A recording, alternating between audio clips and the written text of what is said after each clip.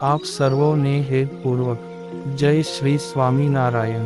આજની સત્સંગ કથા વાર્તા નિજ મંદિર સાવરકુંડલા પવિત્ર ચાતુર્માસ અંતર્ગત આજની સત્સંગ કથા વાર્તામાં આપણે ઉત્સવ કથા અંતર્ગત અન્નકૂટ મહોત્સવ અને શાસ્ત્રીય આધાર સાથે તેનું મહત્વ કથા વાર્તાના માધ્યમથી ટૂંકમાં જાણીશું।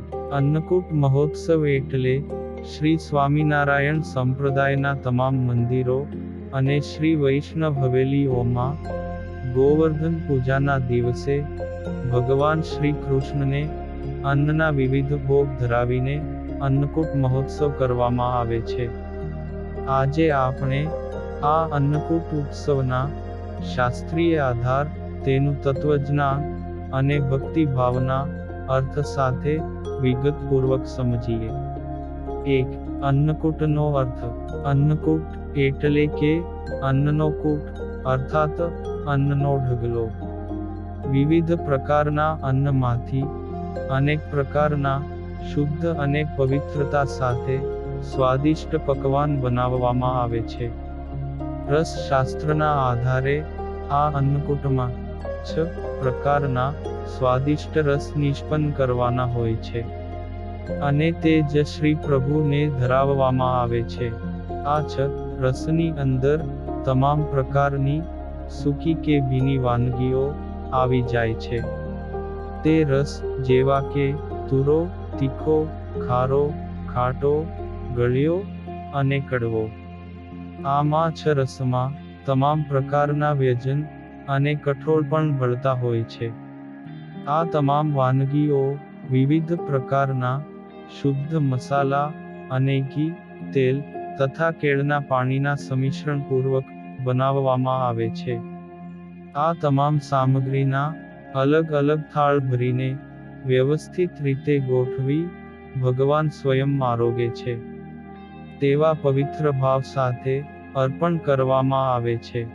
અન્નકૂટનો શાસ્ત્રીય ઉદ્ભવ। અન્નકૂટનો પ્રારંભ શ્રીમદ ભાગવત મહાપુરાણમાં ગોવર્ધન પૂજાના પ્રસંગથી થાય છે।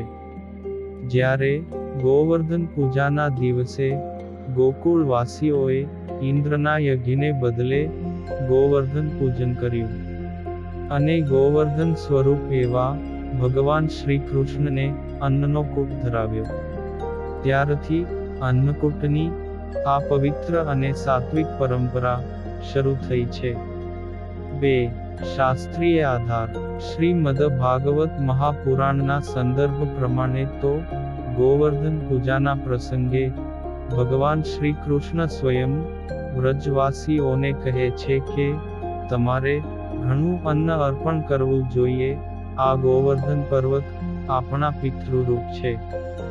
ગાયો, બ્રાહ્મણો અને દેવતાઓ હંમેશા ભગવાનને પ્રિય છે, તેમની પૂજા કરવી જોઈએ। અહીં ભગવાન શ્રી કૃષ્ણે ઇન્દ્રના યજ્ઞને બંધ કરીને અન્નથી ગોવર્ધન પૂજન કરવાનો ઉપદેશ આપ્યો, જે પછીથી અન્નકૂટ મહોત્સવ પ્રચલિત થયો છે। 3.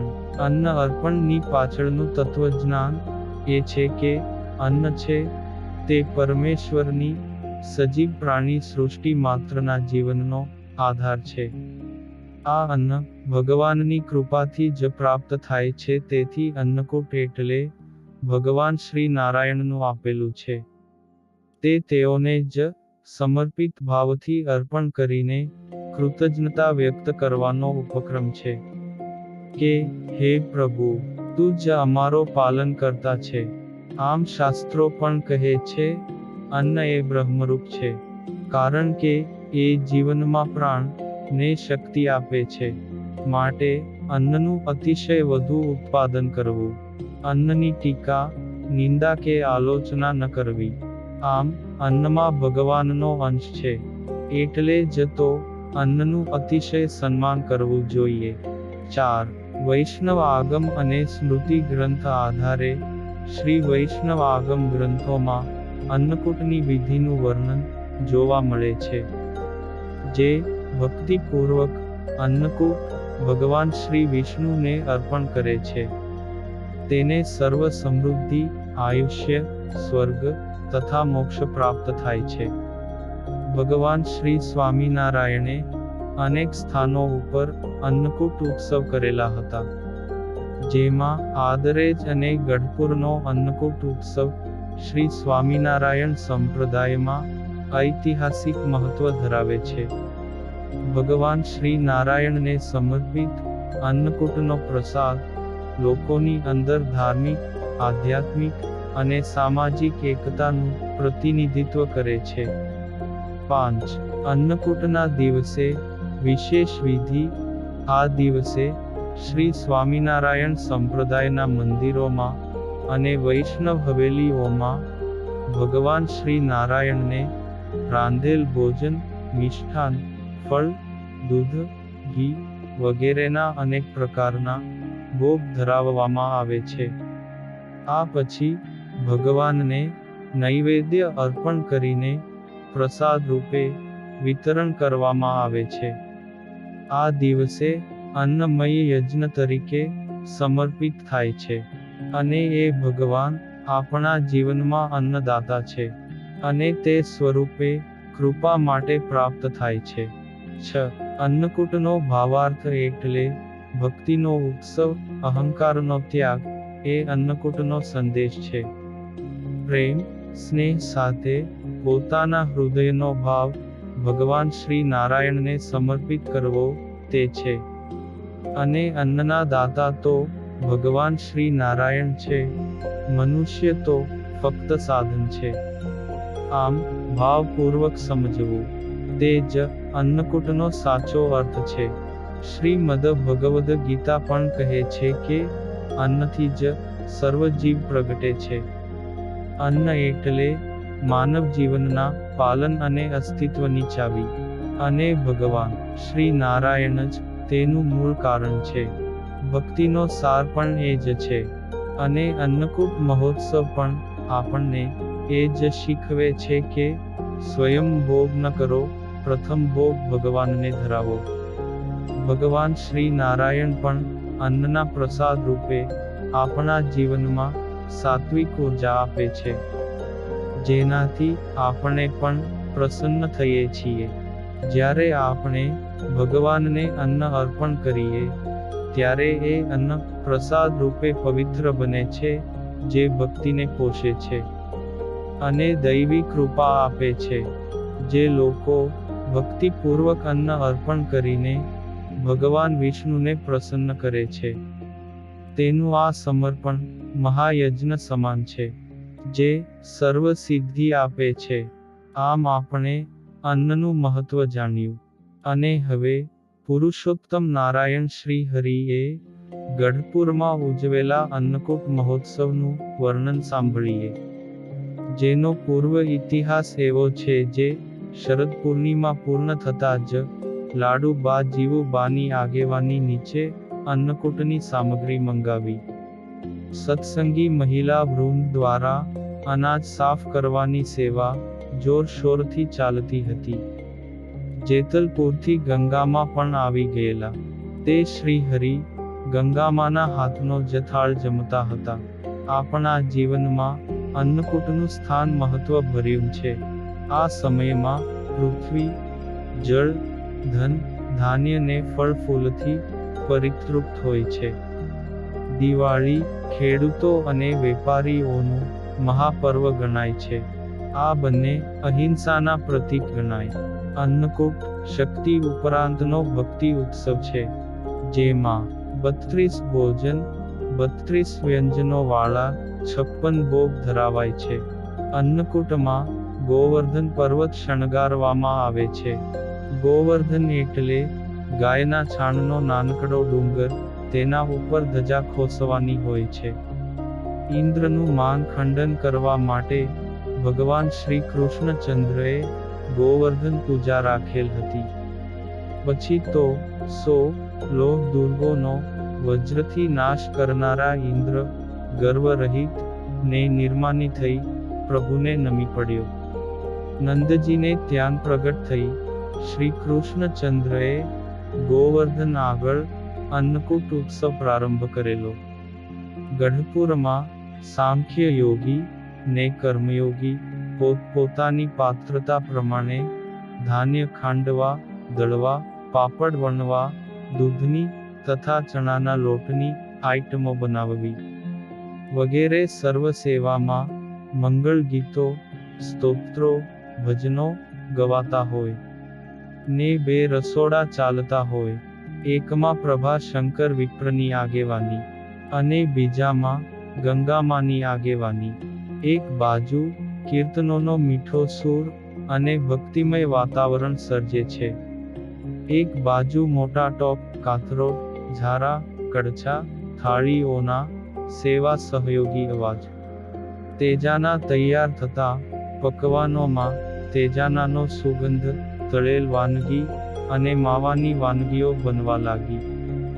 જેમ શ્રી કૃષ્ણચંદ્ર બલરામ સંગાથે ખંભે કાળી કામળી રાખીને અન્નકૂટમાં પધારતા, તેમ મહારાજ પણ આજે સ્વચ્છ શ્વેત વસ્ત્રો ધારણ કરીને, માથે પાઘમાં ફૂલોનું લટકતું છોગું અને હાથમાં માળા લઈ શ્રીજી મહારાજ અન્નકૂટ દર્શન માટે પધાર્યા.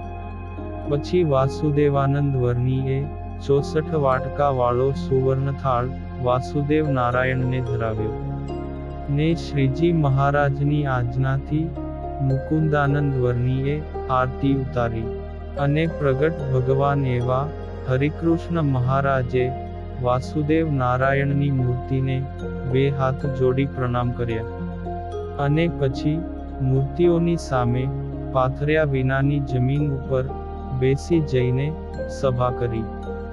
શ્રીજી મહારાજ દરેક સત્સંગીઓને મર્યાદા સાચવવાનું પ્રસંગે પ્રસંગે શીખવાડતા ને મનુષ્ય કેમ જીવવું, કેમ વર્તવું, કલ્યાણ માટે પ્રભુ સેવા કેમ કર્યા કરવી, તે માટે પોતે આદર્શ મનુષ્ય લીલા કરતા હતા. પોતાના આશ્રિતોને એક વાત જરાય વિસારે ન પડવા દેતા કે પોતે મનુષ્ય તરીકે રહે છે અને મનુષ્ય તરીકે વર્તે છે.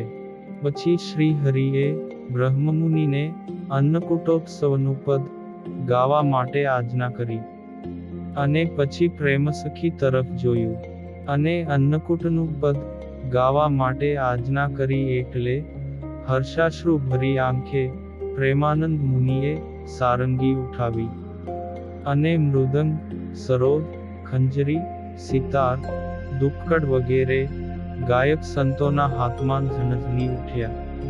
આ બાજુ મુકુંદાનંદવર્ણી, બ્રહ્મમુનિ વગેરે સંતો મહારાજને ખૂબ તાણ કરીને મનુવાર કરી અન્નકૂટની તમામ ચીજ મહારાજને જમાડી. મહારાજ ના પાડે તો પણ સંતો અને બ્રહ્મચારી ભગવાનને જોરાવરીએ અતિ પ્રેમથી જમાડે છે. આ બાજુ મહારાજ જમી રહ્યા પછી પોતાના આસને બિરાજમાન થયા ને આ બાજુ પદ પણ પૂરું થયું. તે અન્નકૂટને નમસ્કાર કરીને જય સ્વામિનારાયણ કહેતા શ્રીજી મહારાજ ઊભા થઈ ગયા. ત્યારે જ બધાને ભાન આવ્યું કે દિવસ ઘણો ચડી ગયો હતો. પછી અન્નકૂટની પ્રસાદી આરોગવા માટે તરત જ લાંબી લાંબી પંગતો પડી ને ઉત્તરીય રેશમી વસ્ત્રથી પીતાંબરને દ્રઢપણે બાંધીને શ્રીજી મહારાજ આગ્રહ કરીને સંતો અને હરિભક્તોને પીરસવા લાગ્યા. તેમની પાછળ પાછળ મૂળજી બ્રહ્મચારી ઘીની વાઢીથી દરેકના દૂધપાકના પડિયામાં ઘી રેડતા રેડતા ઊંચેથી બોલવા લાગ્યા કે હે હરિભક્તો, મીઠાઈ તો સ્વાદુ હોય પણ ખુદ ભગવાનના હાથે ભગવાનની પ્રસાદી દૈવી સ્વાદ પામે છે, માટે માગતા જ રહેજો. ત્યારે સુરા ખાચર જેવા ખાવાના શોખીને બૂમ પાડી કે મહારાજ, આ બાજુ આવો, ખાવાથી કાંઈ થોડું મરી જવાય છે. મેં એક જ બેઠકે ખાવાનું વર્તમાન લીધું છે, એટલે તમારે જલેબી, ખાજા, મોતીના મોહનથાળ, બરફી હારે જ મૂકતા જાઓ, એટલે પાછું માગવું ન પડે. અને પાછળ પાછળ પીરસતા બ્રહ્મ મુનિ બોલ્યા, જે આ સ્થળે મરવાની ચિંતા નથી. તમને ઉપાડીને ઘરે લઈ જવાની ચિંતા થાય છે. અને ત્યારે તો મહારાજ સુદ્ધા હસી પડ્યા. આમ શ્રી હરિએ આનંદ કરાવીને ફરી પીરસીને સર્વે ભક્તોને સંતુષ્ટ્યા. આવી જ સ્થિતિ જયાબા ને લલિતાબાએ સ્ત્રીઓની અલગ અલગ પંક્તિઓમાં વીજળીની જેમ હસતા પીરસીને કરી દીધી હતી. પછી બધાએ ખૂબ તૃપ્ત ને સંતૃપ્ત થઈ ગયા હતા. આમ અન્નકૂટ મહોત્સવમાં ભગવાન શ્રી હરિએ ઘણો આનંદ કરાવીને સૌને રાજી કર્યા હતા.